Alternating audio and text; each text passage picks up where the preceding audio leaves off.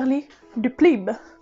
Alors, pour la première fois dans une vidéo dédiée au PLIB 2021, puisque j'avais fait celle des finalistes 2019, là je vais vous faire une vidéo par rapport aux présélectionnés et aux sélectionnés. Donc, ça va se découper en 3 morceaux. Dans un premier temps, vous allez avoir l'explication, une bonne fois pour toutes, de ce qu'est le PLIB dans le détail. Ensuite, deuxième partie, vous allez avoir mes présélectionnés, les 25 que j'avais choisis pour aller à l'étape d'après. Et ensuite, vous allez avoir la sélection effective et ce que j'en ai pensé moi quand j'ai eu la sélection et quand j'ai vu de quoi il s'agissait. Sachez juste, si vous êtes juré du PLIB ou que vous suivez d'autres jurés du PLIB ou que vous y connaissez en PLIB, j'ai merdé, hein, voilà, c'est évident. C'est-à-dire que j'avais prévu que cette vidéo sorte il y a 2 semaines, sauf que au moment de monter la vidéo, qui est-ce qui s'est rendu compte qu'elle était même pas tournée? C'est moi, voilà. Et étant donné que je tourne mes vidéos dans la pièce où mon copain travaille et télétravaille, c'est pas possible de tourner une vidéo pendant qu'il télétravaille. Donc, bah j'ai dû inverser avec une autre vidéo. Bon, je le précise pour lui parce qu'il a l'air de croire que je dis que c'est de sa faute, c'est pas de sa faute. C'est de ma faute, j'aurais dû me rendre compte plus tôt qu'il fallait que je tourne, mais du coup, bah voilà, j'ai pas pu tourner en temps et en heure, donc la vidéo est sortie après, tant pis, c'est pas bien grave, c'est juste que moi qui avais prévu de mettre la vidéo pas longtemps après l'annonce des 25 sélectionnés, bah ça fait 1 mois qu'on est au courant. Oupsie. Bref, première partie donc, qu'est-ce que le PLIB?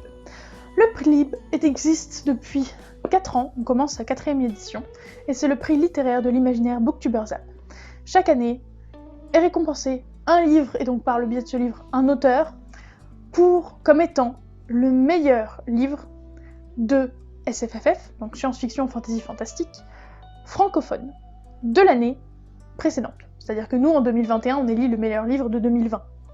Vous avez compris le principe. Et donc, pour ce prix, il y a des jurés. Et qui sont les jurés? N'importe quel booktuber, blogueur ou bookstagrammeur qui veut être juré, s'inscrit et a l'autorisation, entre guillemets, qui est validée par les organisatrices et organisateurs. Je crois qu'il y a que des filles, mais j'ai un doute. J'ai toujours ce doute. Bref, vous avez compris. Donc, chaque année, ça va se dérouler sur une année complète, de octobre-novembre jusqu'à octobre-novembre de l'année suivante, et il y a plusieurs étapes. Première étape, il y a 140, 150, ça dépend des années, bouquins dont il faut lire au minimum les résumés, regarder les 4e, etc., etc., pour passer à 25. Et en gros, il y a 1 mois. Évidemment, en 1 mois, on ne s'attend pas à ce que vous lisiez les 140. C'est pas l'objectif. L'objectif, c'est que vous ayez regardé toutes les 4e de couverture, que vous ayez feuilleté un petit peu les livres, ou que vous ayez regardé de quoi ils parlent, leur couverture, enfin leur première de couverture, les avis d'autres booktubers ou d'autres personnes qui les auraient éventuellement lus, etc., etc., vous avez compris. Et à partir de cela, il faut en choisir 25 que vous voulez voir passer à l'étape d'après. L'étape d'après qui se fait, je vous l'ai dit, mi-novembre, ouais, courant novembre, je sais plus quand c'était, mais c'était courant novembre. Ensuite, vous avez jusqu'à fin février, en tout cas cette année, pour choisir parmi les 25 vos 5 finalistes, en choisir 5. Donc, période dans laquelle vous lisez les 25, vous avez le droit de lire autre chose évidemment, mais il faut essayer de lire un maximum les 25, pour choisir tes 5 préférés, voter pour eux. Après, il y aura les 5 finalistes officiels, et à partir du moment où on a les 5 finalistes officiels, du coup mi-mars, j'en déduis, à peu près, il faut tous les lire, tous les chroniquer, et donner votre préféré pour pouvoir voter pour lui lors des votes qui se passent septembre, je dirais. Puisque la remise de prix, elle est en octobre, ça doit être en septembre avec un peu de marge, un truc du style. Voilà, ça c'est une année au PLIB. Vous imaginez la quantité de travail et comme ça peut faire peur? Voilà, je vous avoue que la première année, j'étais en mode c'est quand même long une année, mais bon, je vais me lancer dedans. Et ma première année, j'avoue, j'ai pas très bien fait mon taf. Pour vous donner une idée, même si je vous ai déjà partagé cette anecdote, la première année où j'ai participé, donc en 2019, oui, c'est peut-être ça, j'ai voté pour la première phase le lendemain de la date butoir. Tout va bien, parce que Céline m'avait gentiment envoyé un mail en me disant « Oui, t'as pas voté, c'est normal », et donc elle m'a permis de voter au lieu de me virer en tant que juré. C'est ce qui était très gentil de sa part, on remercie Céline. Bref, donc là je me suis dit non, si tu t'inscris, c'est parce que tu fais les choses bien plus sérieusement, mais comme je ne suis plus prof des écoles, j'ai beaucoup plus de temps chez moi. Donc j'ai beaucoup plus de temps pour faire ce genre de choses, parce qu'il y a des profs qui sont jurés du PLIB, je sais pas comment ils font.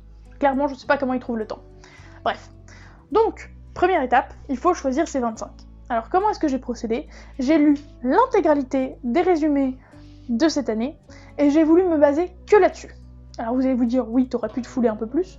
Non, c'était pas une question de me fouler, c'était une question de mettre autant d'accessibilité à tous. C'est-à-dire que quand on est juré du PLIB, on nous fournit beaucoup d'e-books. Et c'est très chouette des maisons d'édition et on les remercie, merci beaucoup. Parce que ça nous permet de découvrir les livres gratuitement sans avoir à se ruiner pour être juré du PLIB et essayer d'être le plus équitable possible. Mais du coup, comme toutes les maisons d'édition ne fournissent pas justement des e-books, j'ai essayé de ne pas déséquilibrer et de ne pas trop m'en servir sur la première phase. Bon, vous verrez qu'au final je m'en suis servi, j'ai essayé de pas trop m'appuyer dessus pour essayer de faire un peu d'équité. Donc ce que j'ai fait, c'est que j'ai regardé tous les résumés en détail. À partir des résumés, j'ai choisi, en gros je fais une échelle, les non, les oui et les ça dépend de combien j'ai de oui à la fin. Vous voyez. Sachant que mes critères, c'était qu'il fallait que le résumé m'attire, évidemment, m'intéresse, mais en plus et surtout, que ça soit pas un truc un peu bateau. Il fallait que déjà dans le résumé, on sente que c'était pas bateau. Et croyez-moi, et mine de rien, il y a plein de trucs qui ont été éliminés sur ce critère, parce que je trouvais que le pitch était trop bateau, ou déjà vu, ou pas si surprenant que ça. Donc, à la fin, si je reprenais que mes oui, j'en avais 24. Donc il me restait une place pour beaucoup de peut-être. Un véritable casse-tête. Sauf que pendant ce temps-là, j'ai lu un de mes oui pendant cette phase de présélection, et au final, le oui s'est transformé en non. Pourquoi? Pas parce que la lecture n'avait pas été bonne, mais pour la simple et bonne raison que la lecture n'était pas suffisamment bonne pour que je croie en lui pour gagner. Donc, si je crois même pas en lui pour gagner, je vais pas gâcher une place qui pourrait être pour quelqu'un d'autre pour l'étape d'après. Vous voyez. Donc, j'ai finalement pas voté pour lui, il me restait 2 places pour mes peut-être. Yes. Ça laissait un peu plus de marge, mais ça a été compliqué, j'ai dû débattre avec moi-même, j'ai fait des statistiques parce que je voulais équilibrer pour qu'il y ait autant de science-fiction, de fantasy et de fantastique, ou à peu près autant d'auteurs femmes que d'auteurs hommes, à peu près autant de... Ah oui, je voulais éviter qu'il y ait une maison d'édition de trop, on va dire ça comme ça, enfin qu'il y ait trop d'une maison d'édition, etc., etc. Un casse-tête, pas possible. Bref, voilà donc ma manière de procéder à la première étape. Ça sera un peu plus simple à la deuxième, mais à peu près la même chose, c'est-à-dire que mon objectif pour cette deuxième phase, ça va être de lire les 8, donc je vous dirai après, mystère, les 8 livres en commun entre ma sélection perso et la sélection effective qui a été faite, et du coup de lire tout cela pour choisir parmi ceux-là, ou les autres, s'il n'y en a pas assez qui me plaisent, quels sont mes finalistes. Du coup, je ressors mon carnet, on est parti. Alors je suis munie du carnet et du téléphone, parce que autant vous dire que les synopsis, pour certains, je les ai complètement oubliés. Donc mon premier sélectionné, c'était 2105 d'Anouk Flippini, 2105 Mémoire interdite d'Anouk Flippini aux éditions Ozu. C'est un monde futuriste, donc en 2105, où il existe 2 espèces, celle des gens qui vivent 400 ans et celle des gens qui vivent aussi longtemps que nous. Et il y a chaque année, je crois que c'est chaque année, un concours qui est organisé pour que l'une des personnes de la basse société, appelons ça comme ça, vous voyez très bien, passe et le pouvoir d'accéder à un sérum qui leur permet de passer dans l'autre partie de la société et de vivre 400 ans. Et donc on suit une héroïne qui va passer ce concours contre les conseils de sa mère. Et ça me tentait bien, je trouvais que c'était original, cette idée de 100 ans, enfin certains vivent aussi longtemps que nous et d'autres vivent 400 ans, etc. Le coût du sérum, et surtout, vous me connaissez, le coût du concours, de la compète, j'adore. Donc c'était original, et en plus il y avait ce côté compétition que vous savez que j'adore. Ensuite, j'avais mis L'autre côté des ombres, tome 1, Halloween singulier weird, de Noémie Hawk aux éditions MXM Bookmarks, qui est devenu juste Bookmarks, peut-être bien, je sais plus. Dans cette histoire, on va suivre, je sais plus comment on prononce son prénom, mais c'était assez compliqué à prononcer la première fois, qui va hériter du cabinet d'exorcisme familial, qui est encore hanté par sa tante. Voilà. Je vais m'arrêter là, parce que j'ai pas la suite en tête, et que j'ai pas envie de lire le pitch en plus. Mais c'était déjà assez intriguant comme ça, et là pour le coup, quand j'aurai encore plus baissé ma palle, puisque elle descend bien mais pas assez à mon goût, je vais me faire une razzia MXM, parce que j'ai jamais rien acheté chez eux, mais vous verrez que il y a au moins un autre bouquin d'eux, je crois, dans la suite, de bouquins du PLIB qui me tentaient, et il y a d'autres bouquins qui sont pas du PLIB de cette année, parce que anglophones notamment, qui me tentent de ouf aussi. Donc j'ai au moins 4 bouquins en tête que je veux acheter chez eux, parce que ça m'a l'air trop bien. Mais bref, donc ça c'était le deuxième bouquin. Je pense que je vais vous dire au fur et à mesure ce qui a été sélectionné finalement par tout le monde, et en tout cas ces deux premiers ne l'ont pas été. Le troisième qui était prévu, et je vous ai dit je l'ai pas mis finalement parce que je l'ai lu et c'était pas assez à mon goût, c'était Big Universe de Florence Marie, et c'était aux éditions La Talente, je crois de mémoire. Et celui-là, le pitch me plaisait bien parce que c'était de la science-fiction futuriste, où on vivait dans un monde où il y avait des caméras partout, et il y avait une caméra attribuée à chaque personne, enfin pas à chaque personne, mais à chaque habitation, à chaque lieu, et vous ne pouviez pas ne pas être filmé partout où vous allez, et c'est diffusé constamment sur la télé, et n'importe qui peut vous regarder n'importe quand. Je vais pas vous refaire un update lecture parce qu'il y en a déjà un sur la chaîne, que je vous mets là si j'y pense, mais la lecture était très bien, m'a plu, mais le dernier morceau était moins bien que le reste, il y avait des flops par-ci par-là, bref, je vais pas redétailler, et clairement, comme je l'ai dit tout à l'heure, pour moi, ça aurait jamais passé la barre des finalistes, donc j'ai même pas essayé de le pousser plus loin, quoi. Du coup, mon troisième, finalement, ça a été, et attention, celle-là, cette fois, je l'ai en papier, Bord de terre de Juliette Thévenot aux éditions Sarbacane dans la collection Exprime, qui est une beauté sans nom, qui est dans ma palle depuis un moment, et qui en sortira grâce au Plib. Après, est-ce qu'il en sortira Enfin, avant que les finalistes soient nommés, j'aimerais bien, mais on verra bien. Pour le pitch, pas beaucoup de souvenirs dans mon petit cerveau, je sais juste qu'il s'agit d'une jeune femme Enfin, d'une jeune femme, elle a 12 ans, hein, d'une jeune fille plutôt, et de son frère qui vont basculer dans un autre monde, je sais plus trop pourquoi ni comment, et que c'est un petit peu barré, et que c'est très chouette, voilà. Que ça a été très apprécié au cours de l'année, et celui-là, j'ai pas voté pour son originalité, quoi qu'apparemment il le soit, mais dans ce que je connais du pitch, c'est pas, voilà, extraordinaire d'originalité, mais il a été très apprécié. Du coup, je l'avais acheté avant même qu'on nous annonce les potentiels sélectionnés, enfin la liste de tous les présélectionnés, parmi lesquels on devait choisir. Je l'avais déjà acheté, donc je me suis dit, il me plaît, il me fait envie, je vais le mettre dans mes sélectionnés puisque je l'ai en papier. Autant rentabiliser. Et celui-ci, trop contente, parce que comme je l'avais en papier, ça m'arrangeait bien, a en effet passé la barre des sélectionnés et fait donc partie des sélectionnés officiels. De même que le prochain livre que je vous montre, qui a été l'un de mes plus gros coups de cœur de l'année, clairement. Le fabuleux, le splendide, l'incroyable, le magnifique Bipocalypse d'Ariel Holz, oui c'est ça, aux éditions École des loisirs dans la collection Medium Plus. Cette bombasse. Pareil, je vous en ai parlé récemment dans un update lecture que je vous mets aussi là si j'y pense. C'était de la pure bombe. Donc, pour la faire courte, un monde post-apocalyptique où vous imaginez toutes les couilles qui auraient pu se passer sur Terre, ça s'est passé. Réchauffement climatique, problème de tempête et de météo, tout. Des mutants, il y a des trucs radioactifs, enfin bref, c'est une épiphanie du post-apocalyptique.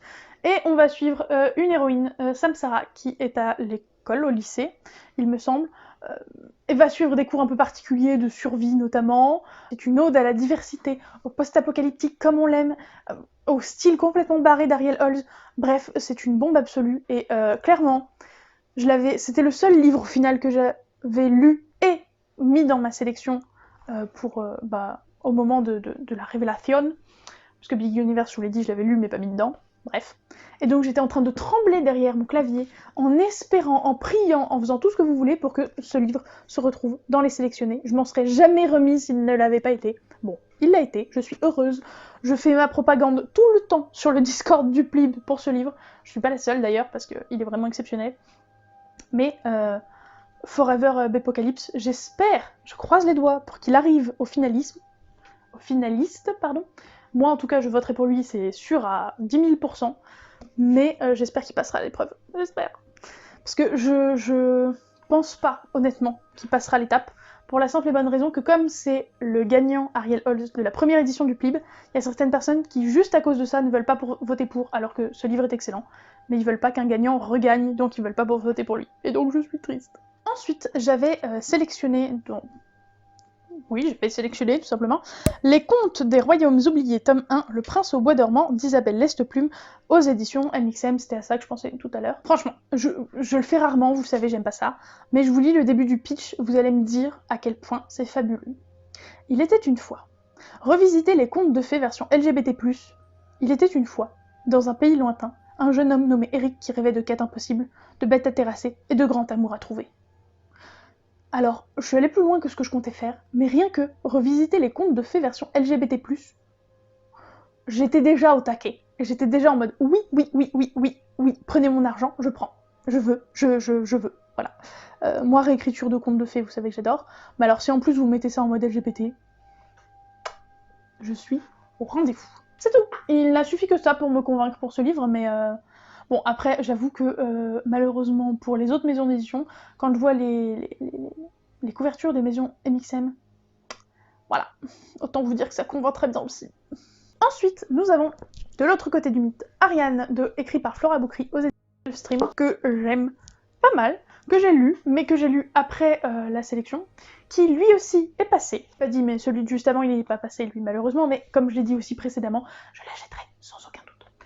Donc, de l'autre côté du mythe, je l'ai lu, il a passé les présélectionnés aux 25 sélectionnés, il m'a plu, je voterai pas pour lui au finaliste, il était sympa, mais pas assez à mon goût. Et ça parle de la réécriture du mythe d'Ariane, mais du point de vue d'Ariane, contrairement à ce qu'on a plutôt d'habitude, où on est plutôt des points de vue masculins. Là, on est du point de vue d'Ariane, il était chouette. Le dernier tiers est particulier, mais le reste reste trop collé au mythe d'Ariane pour moi, ça passe l'étape d'après. Mais du coup, j'avais voté pour lui à l'époque, et les gens aussi, puisque manifestement, il est passé dans les sélectionnés. Dans une maison d'édition que je ne connaissais absolument pas, que sont les éditions de Mortagne, il y avait Demi-Vie, tome 1, Rupture, écrit par Magali Laurent, et celui-là, j'ai même pas eu besoin de regarder le pitch, étant donné que je m'en rappelais encore, tellement il me plaît. Donc c'est un monde de science-fiction dans lequel il y a malheureusement de la surpopulation, et pour pallier à cette surpopulation, il y a en fait un système qui fait, alors c'est pas un système peut-être, mais bref, il me semble me rappeler que c'est un système, qui fait que vous vivez un jour sur deux. En fait, la moitié de la population vit un jour sur deux, et l'autre moitié vit l'autre jour sur deux. Bref. Et du coup, j'ai trouvé ce concept très intéressant. Et je me rappelle pas de plus, mais le concept très intéressant et novateur m'a assez plu pour que je le mette dans ma sélection. Malheureusement, ça n'est pas passé, mais pareil, je garde un œil et je le garde en tête. Et je sais plus si je crois que je l'ai récupéré en e-book ou en numérique, parce qu'on a le droit de les garder même s'ils sont pas passés à l'étape d'après. Et peut-être que je me le lirai en numérique, peut-être que je l'achèterai en papier, nous verrons bien. Le livre suivant, c'était E.Toile, je sais pas comment on le dit, de Delphine Pessin aux éditions Echo.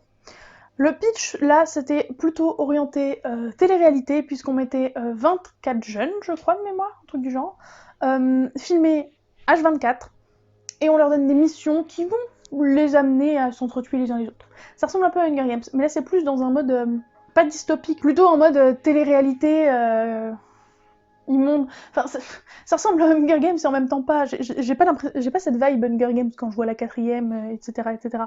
Mais c'est pourtant un peu l'idée. Et du coup, c'est pour ça aussi que je l'ai mis dans ma sélection. Il est pas passé, mais je l'ai mis. Il y a écrit « Ils s'affrontent sauvagement pour leur survie et pour gagner en popularité ». Voilà. Ils remplissent des missions pour gagner en popularité. Donc, en un sens, oui, ça ressemble un peu au Hunger Games, et oui, c'est un peu pour ça que je l'ai mis. Ensuite, aux éditions Rainbow, j'avais sélectionné le tome 1 de Iridium, le Nouveau Monde, de Karine Vitelli. Et là, en gros, c'était du post-apocalyptique, où le monde a été replongé dans l'ère préhistorique. Et je trouvais l'idée trop géniale. Donc les humains ont vécu dans des bunkers, et là, on va suivre je sais plus qui ressortent des bunkers pour vivre, survivre, je ne sais pas. Et bref, toute cette histoire de post-apo avec du préhistorique, ça me semblait génial, donc j'ai sélectionné, mais il n'est pas passé non plus. Ensuite, j'avais sélectionné Jachère de Stéphane Deuxienne, aux éditions J'en sais rien, j'ai pas regardé, c'est très intéressant quand même, aux éditions du 38. Jachère, qu'est-ce que c'est C'est notre monde, donc c'est de la science-fiction, clairement, qu'on a mis en jachère pendant 500 ans, 1000 ans, je sais plus, 1000 ans, parce que c'était plus possible, et sous peine de mort, vous ne devez absolument pas retourner sur Terre. Sauf que notre héros va s'engager avec des contrebandiers, je crois, et va vouloir aller sur Terre, et va se rendre compte que la Terre est complètement métamorphosée, parce que 1000 ans de jachère, voilà, ça fait des modifications, ouais. Et du coup, ça m'intéressait beaucoup de découvrir cette nouvelle Terre, dont je l'avais mis dans mes sélectionnés. Il n'est pas passé, mais je l'avais mis. Ensuite, j'avais mis La Marche du Levant de Léa Farr, Izen, aux éditions Albin Michel, dans la collection Imaginaire, ou édition Albin Michel Imaginaire, je sais pas trop. Celui-là, j'ai beau regarder le synopsis, je ne comprends pas ce qui a fait qu'il était assez exceptionnel pour passer à l'étape d'après à mes yeux. Alors je dis pas qu'il est pas bien ou quoi, hein, mais c'est juste que les autres, il y avait vraiment au moins un point que je savais que je trouvais moi attirant ou assez exceptionnel pour mettre dedans. Là, le seul point particulier, mais je le trouve pas assez particulier, c'est que en fait la Terre ne fait plus un tour sur elle-même en un jour, mais elle fait un tour sur elle-même en 300 ans. Donc il fait jour très longtemps, autant vous dire, et il fait nuit très longtemps, autant vous dire.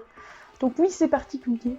Est-ce que c'était assez particulier pour le mettre dedans? Je sais pas. Parce qu'au final, le pitch nous en dit pas plus, il y a juste une histoire de prophétie, et d'héroïne qui va suivre une prophétie à laquelle elle a jamais cru, mais il n'y a rien d'exceptionnellement novateur là-dedans, vous voyez. Donc je sais pas pourquoi, je l'avais sélectionné. De toute façon, il est pas passé. Probablement que là, j'avoue, pour le coup, celui-là, je découvrirais pas, en fait, ce livre. Parce que certes, il m'a fait envie, mais il y a tellement de livres qui m'ont fait envie dans la liste que si je lisais les 25 qui m'ont fait envie, on n'est pas arrivé, surtout pour le porte-monnaie. Le prochain que je vous présente est passé dans la sélection globale, donc j'en suis très contente. Et ça me donne encore plus envie de me l'acheter, donc je le ferai probablement en temps et en heure par rapport au Plib, pas sûr, mais je le ferai probablement.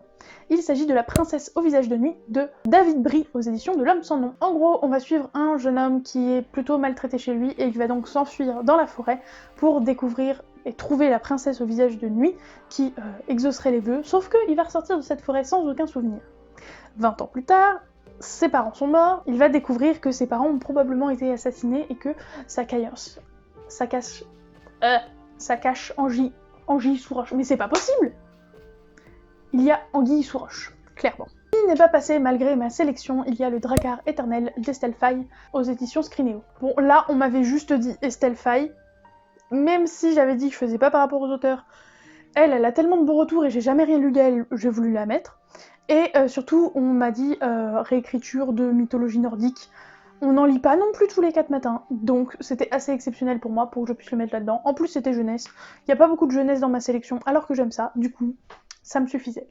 Il n'a pas été sélectionné malheureusement, mais on n'est pas à l'abri que je le lise celui-là. J'avais aussi sélectionné, mais n'est malheureusement pas passé, Le Serpent autour de l'étoile de Anthony Dumay aux éditions Rivière Blanche dans la collection noire. C'est pas très cohérent, mais c'est pas grave. Celui-là, il a fait partie des livres que j'ai sélectionnés en dernier, parce que il me plaisait bien, mais en même temps, je sentais que les gens allaient pas voter pour lui, et sa couverture est, soyons honnêtes, un peu dégueu.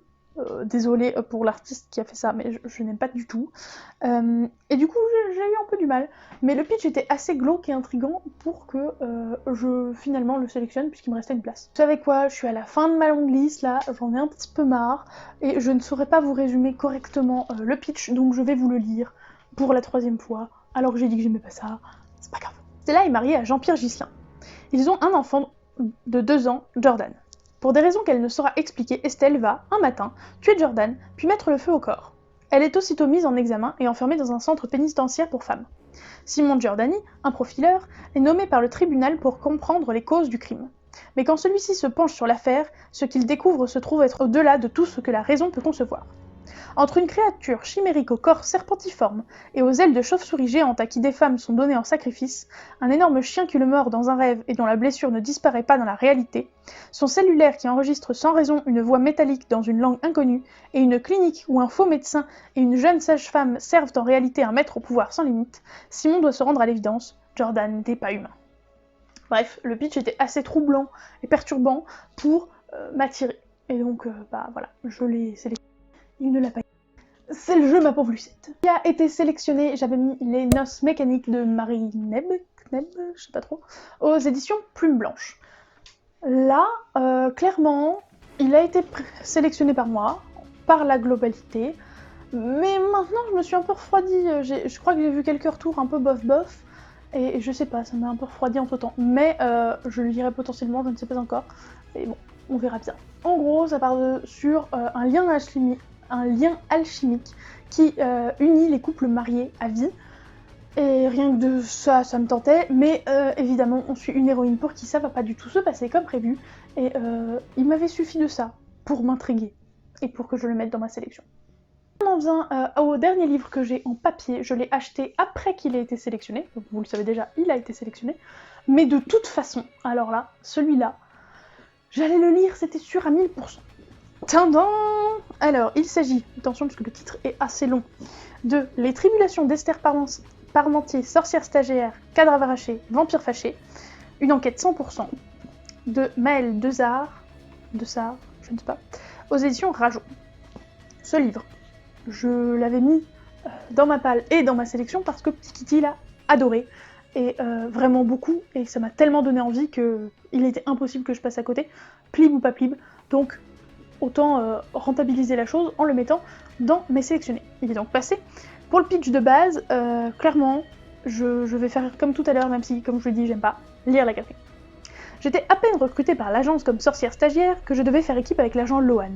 L'agent Lohan, un vampire séduisant et méprisant qui me prenait pour une quiche. Pourtant, son enquête sur les disparitions d'adolescents n'avançait pas d'un pouce. J'allais lui montrer, moi, Esther Parmentier, qu'une stagiaire valait autant qu'un agent recruté. Trop bien. Et en gros, elle est sorcière, mais genre, il y a une manière de calculer le pourcentage de pouvoir qu'il y a en toi. Elle est genre à 2%. Donc c'est une sorcière, mais une sorcière toute pourrie. Et je trouve ça génial. Entre le résumé et cet aspect-là, je trouve ça fantastique. Donc clairement, là j'ai une palle de décembre à laquelle je veux absolument me tenir parce que ça me permet de valider des challenges sur l'année. Alors ça serait bête de planter des challenges sur l'année maintenant. Mais clairement, au mois de janvier, je me rue dessus. C'est l'un des premiers livres de janvier, c'est sûr, à 100%. À 100%, une enquête 100%. Ah, la blague. C'était même pas volontaire. Qui n'a malheureusement pas été sélectionné non plus par la majorité, mais par moi oui. Il y avait 1000 lions de Jeanne Bocquenet-Carl aux éditions Screené. Le pitch que j'ai sous les yeux n'en dit pas trop, donc je sais plus pourquoi je l'avais mis dans ma sélection, pour être honnête. Mais les pitchs du plib sont pas forcément les mêmes que ceux de Livre Addict, et là je suis sur Livre Addict, donc peut-être c'est un autre pitch. Mais en gros, je sais qu'il y a un problème, entre guillemets, de fécondité, ou en tout cas qu'il y a une régulation de la fécondité et des naissances, et il y a une histoire de lion ailé. C'est tout. Mais l'un dans l'autre, je trouve ça suffisamment original pour que ça ait fait partie de ma sélection, quoi qu'il n'ait pas passé à l'étape d'après. Est-ce que je le lirai un jour? Je ne sais pas. Mais en tout cas, le pitch m'avait bien tenté à l'époque. Ensuite, nous avons Ordo d'Anthony Combrexel aux éditions 404. Celui-ci, comme Les tribulations d'Esther Parmentier, avait été mis parce que Pikiti l'avait lu plus tôt dans l'année, l'avait adoré, et que le pitch me semblait sympathique. En gros, on suit, à New York, je crois, toute une sorte de gang de magiciens. Le problème, c'est que ces magiciens sont immortels, n'est-ce pas? Et les enfants, arrière-petits-enfants, tout ça, ils en auront le bol en fait de servir à rien, d'être des sous-fifres et de savoir pertinemment qu'ils ne seront jamais au pouvoir. Donc, quand le patriarche va décéder suite à un attentat, eh bien, ils vont décider de renverser tout ça et de passer à l'action pour essayer de prendre les rênes de tout le gang. Et l'idée, je trouve ce pitch génial, donc je l'ai mis dans ma sélection et il est passé. Donc moi contente. Pendant l'étape des présélections, j'avais commencé à le lire en e-book, mais j'avais trop de trucs à la fois, donc je l'ai mis de côté, et j'arrive pas encore à y retourner parce que clairement, le début est compliqué à suivre, donc j'ai pas envie de retourner dedans tout de suite. Je sais pas si j'y arriverai avant l'étape d'après, mais je vais essayer, c'est un de mes objectifs. Ensuite, nous avons Panique à Gemellia de Betty Piccioli, je crois, c'est ça, aux éditions Gulfstream dans la collection Étincelle. Je savais pertinemment, avant même de passer à l'étape des sélections, qu'il la passerait pas, la dite étape. Mais le pitch me faisait trop envie, et je me suis dit, mais même s'il passe pas, je m'en fiche, j'ai envie de montrer que moi, ce livre, il me plaît et il m'intéresse. De quoi ça parle? Eh bien, Gemellia est un monde dans lequel on ne naît que par jumeaux. C'est pas possible autrement, on ne naît que par deux. Le problème, perdre son jumeau, c'est une malédiction, et malheureusement, on va suivre un héros qui a perdu son jumeau, mais qui va mener l'enquête parce qu'il trouve ça très mystérieux comme mort. Et il va un peu mener toutes les enquêtes qu'il a sous la main, si bien qu'on va lui demander de mener l'enquête par rapport au prince qui a été empoisonné, et il va donc se retrouver face à une sorcière et sa jumelle pour trouver l'antidote. Le problème, c'est qu'il y en a une qui est gentille et l'autre méchante, et que c'est compliqué de faire la distinction entre deux jumeaux dans ce cas-là. Voilà, donc moi c'était le côté jumeau, même si c'est pas le truc le plus rare du monde, mais j'aime bien ce côté jumeau, et je trouvais qu'il était particulièrement intéressant, surtout dans une lecture jeunesse comme ça m'avait beaucoup tenté. Malheureusement, comme prévu, il n'est pas passé à l'étape d'après. J'avais mis Les damnés, le tome 1, Portalington, de Stéphanie Perron aux éditions Luzerne Rousse. En gros, on va suivre une héroïne qui découvre qu'il n'existe pas que la Terre, mais surtout qu'il existe une vie après la mort.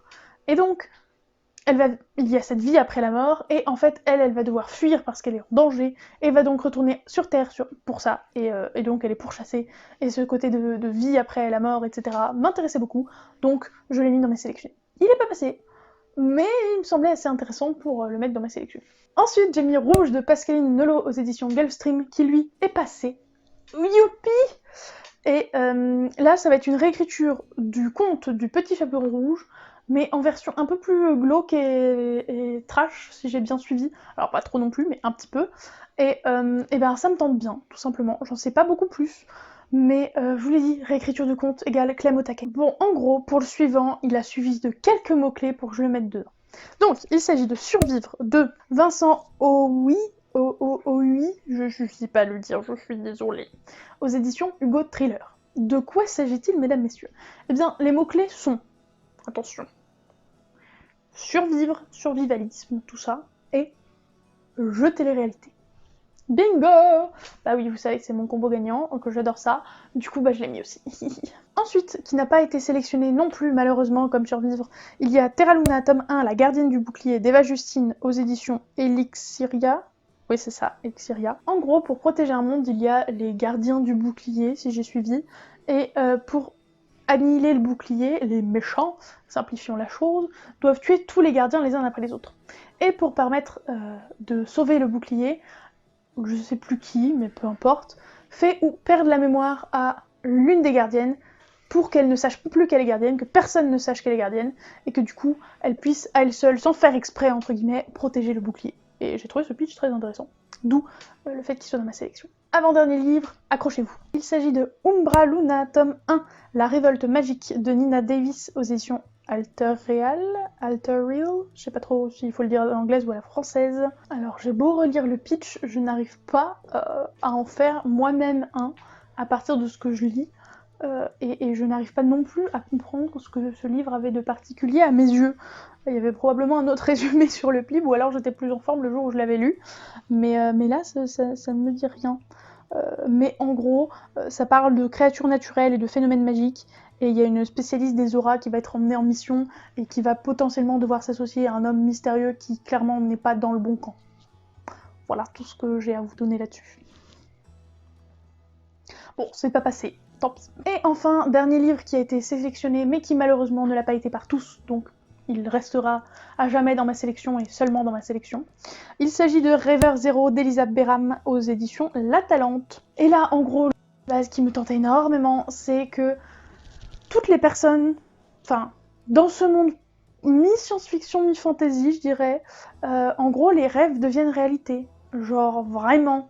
Et autant si vous rêvez que vous nagez paisiblement avec les dauphins, y a pas de problème, autant si vous rêvez que vous vous faites bouffer par un T-Rex, bah ça lâche quand même un T-Rex dans la ville, quoi. Et ça fout un peu la merde. Voilà, et donc j'aimais bien ce pitch de base qui m'avait fortement intriguée, mais il n'est pas passé non plus. Bref, donc voilà, ça c'était la longue partie où je vous parle de mes 25 sélectionnés. J'espère que c'est pas trop long et que cette vidéo ne fait pas 1 heure, parce qu'il reste quand même toute une partie à vous en faire.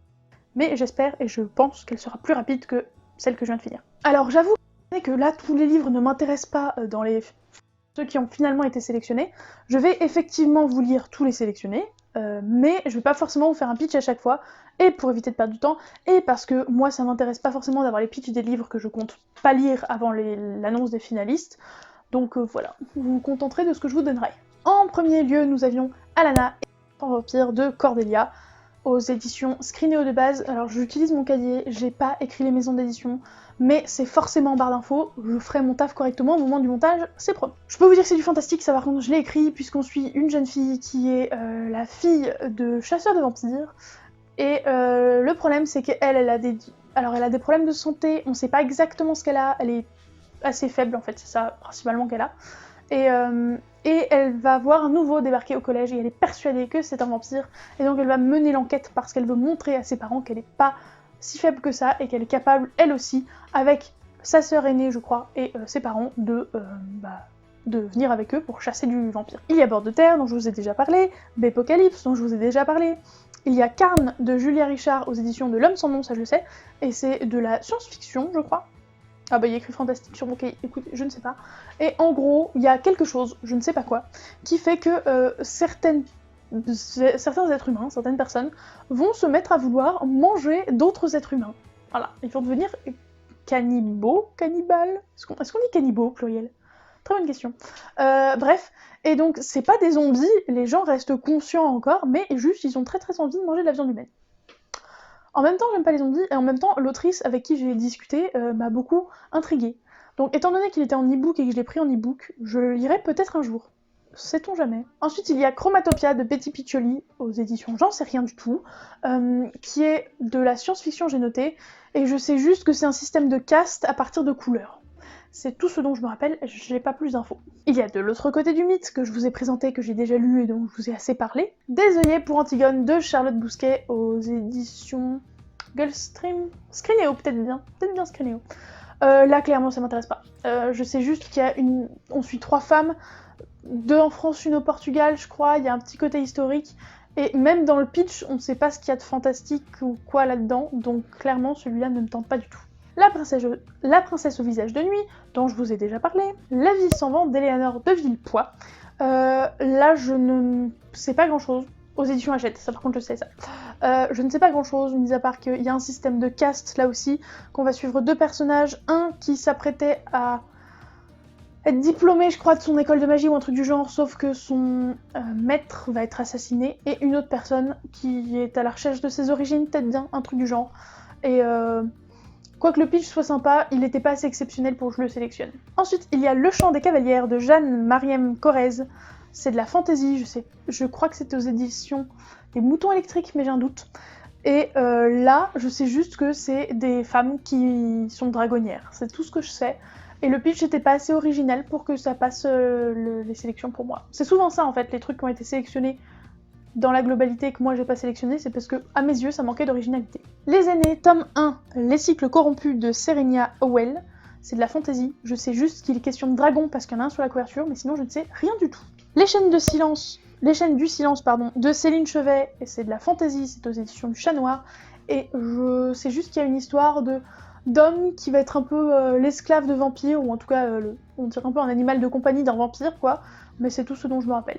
Les Chroniques de l'érable et du cerisier, tome 1, Le masque de No de Camille Monceau, c'est du fantastique, c'est aux éditions Gallimard Jeunesse, et c'est dans le Japon, c'est quelqu'un qui veut être samouraï ou un truc comme ça, un gamin qui en va apprendre les voies du samouraï, ouais, bref, je m'embrouille mais vous avez compris, et clairement ça me tentait pas de ouf, et bon, bah il est passé, je le lirai pas, c'est quasi certain, à moins qu'il soit finaliste, mais bon, sait-on jamais. Ensuite, il y avait Les Dragons de l'Impératrice, d'Alice Sola, aux éditions... j'ai plus en tête le nom de la maison d'édition, mais c'est celle qui fait que de la réécriture de contes. Miroir magique, peut-être bien, ou un truc du genre. Et là, en gros, c'est une réécriture de Mulan, tout simplement. Donc ça me tentait de base, avec des dragons, j'ai oublié de préciser. Ça me tentait de base, mais finalement je l'ai pas mis dans mes sélectionnés, mais il est passé, donc c'est cool. Je le lirai peut-être, je le lirai probablement pas, mais je le lirai peut-être. Ensuite, Les Noces mécaniques, je vous en ai déjà parlé. Les Tribulations d'Esther Parmentier, je vous en ai déjà parlé. Ordo, je vous en ai déjà parlé. Que la mort soit douce de Laetitia Danaé aux éditions Plume Blanche. Tout ce que je sais, c'est que c'est du fantastique. C'est tout. Je l'ai pas lu, et je crois que le pitch m'intéressait, mais de trop loin pour que je le lise. Enfin, dans le temps imparti, vous avez compris. Il y a Rocaille de Pauline Cidre, c'est de la fantasy et c'est aux éditions Projet Silex, un truc du genre, qui... c'est très compliqué. En gros, on l'a pas en e-book, et pour se le procurer en papier, c'est un peu compliqué, donc non, et le pitch de base me tente pas du tout. Alors, quoique les gens l'adorent, et j'ai très peur qu'il passe dans les finalistes alors qu'il me tente pas, les gens l'adorent, donc on verra bien ce que ça donne. Pour le pitch, je sais juste qu'il y a un côté écolo, il y a un roi qui est mort, et c'est tout ce que je me rappelle. C'est génial comme pitch, ça donne envie, hein. On se demande pourquoi j'ai pas envie de le lire. Ensuite, il y a Rouge, dont je vous ai parlé tout à l'heure. Sous les sabots des dieux de Céline Chevet, je sais rien. Je sais juste que je crois que ça se passe en Corée, mais je suis même pas sûre. Et je connais le pitch. Pareil, je ne connais que le pitch pour le suivant qui est Steam Sailors, le tome 1, l'héliotrope de E.S. Green, et que c'est de la fantasy et que ça se passe dans le ciel. Voilà, c'est tout. C'est tout ce que j'ai. Pareil pour Vaisseau d'Arkham, je sais pas non plus que ça parle, je sais juste que ça me donne absolument pas envie, et qu'il y en a plein qui disent qu'au niveau de l'écriture c'est un peu compliqué et brouillon, donc ça me donne encore moins envie. Donc Vaisseau d'Arkham, tome 1, Les Hurleuses d'Adrien Thomas, c'est de la fantasy, et je crois que c'est aux éditions de Nemos, mais je suis pas sûre. 24, il y a Vampiria, évidemment. Donc tome 1, La Cour des Ténèbres de Victor Dixon, c'est de la fantasy, ou plutôt de l'Uchronie je dirais, où le roi Soleil n'est pas mort, mais est devenu un vampire et règne maintenant sur la Cour des Ténèbres. Oui, tout ça c'est très glauque, très sombre, et on retourne aux vampires méchants et violents. Et enfin, il y a, aux éditions Scrinéo il me semble, Yardan d'Aurélie Wallenstein, qui est, je je saurais pas trop ce que c'est de la science-fiction ou du fantastique, mais en gros, la folie est sexuellement transmissible. Voilà, c'est tout ce que je sais, et on va suivre quelqu'un qui est atteint de cette folie en question. C'était donc les 25 sélectionnés officiels. Mes deux conclusions, quand j'ai entendu toute cette liste, ont été les suivantes. Première chose, je me suis dit, ça me saoule. Alors, j'ai rien contre le PLIB, hein. C'est les gens qui ont voté qui m'ont un petit peu agacée, parce que de tous les livres que je vous ai cités, avouez quand même, alors peut-être pas sur ma chaîne, mais si vous suivez pas mal Booktube, avouez quand même qu'il y a une bonne partie, c'est soit des auteurs connus, soit des maisons d'édition connues, soit des bouquins dont on a entendu parler dans l'année, parce qu'ils étaient très bons, excellents, ou je sais pas quoi. Il y a quasiment aucun bouquin un peu planqué, pas très connu qui sont passés. Voilà. Alors que pourtant, j'avais essayé de voter pour des trucs que je connaissais ni d'elle ni dedans, mais ce n'est pas passé. Et enfin, le dernier point que moi j'ai relevé qui m'a un petit peu déçu, c'est que y a extrêmement peu de science-fiction en fait quand vous y regardez bien dans la sélection finale. Et moi j'aime autant la science-fiction que les autres, voire plus. Donc le fait de l'avoir si peu représentée, ça me mine un peu le moral. Mais c'est pas incohérent dans le sens où, quand on regarde dans la SFFF au final, c'est plus les hommes qui lisent de la science-fiction et les femmes qui lisent du fantasy-fantastique. C'est prouvé, c'est pas moi qui invente. Et du coup, le fait qu'il y ait plus de booktubeuses, de blogueuses et de bookstagrammeuses fait que, par la force des choses, il y a plus de fantasy et fantastique dans la sélection. Mais j'avoue que j'en ai été assez triste et ça me saoule un petit peu. Donc à nouveau, c'est pas de la faute de l'organisation ou du prix en lui-même, mais ça m'embête très fort. Sinon, j'étais archi contente pour Bepocalypse, notamment, pour les tribulations d'Esther Parmentier, même si j'avais pas lu, et pour les autres titres, évidemment, qui sont passés pour moi. Donc comme je l'ai dit plus tôt, je vais essayer de faire en sorte de lire un maximum des livres que j'ai sélectionnés, moi, et qui sont passés, mais si j'ai pas le temps de tous les lire, tant pis, je ferai au mieux. J'aimerais en tout cas que les 5 pour lesquels je vote pour la phase prochaine, je les ai tous lus, vous voyez, que je vote pour des choses que j'ai lues et que j'ai aimées. Mais bon, le temps n'étant pas extensible, pas sûr d'y arriver. Bref, cette très longue vidéo à propos du PLIB est enfin terminée. Je pense que je ferai la même quand j'aurai choisi mes 5 finalistes et que les 5 finalistes auront été annoncés. Je vous ferai une vidéo comme là où je vous dis ceux que j'ai gardés, pourquoi, et ceux qui ont été finalement sélectionnés et ce que j'en pense, qui sera probablement plus courte puisqu'il y aura 2 fois 5 bouquins au maximum à vous présenter et pas 2 fois 20 bouquins à vous présenter, grosso modo. Bref, j'espère que ça vous aura plu, que ça vous aura éclairé sur ce qu'est le PLIB, que vous compreniez maintenant quand j'arrête pas de parler que ça vous a peut-être donné envie d'acheter ou de lire des livres. Voilà.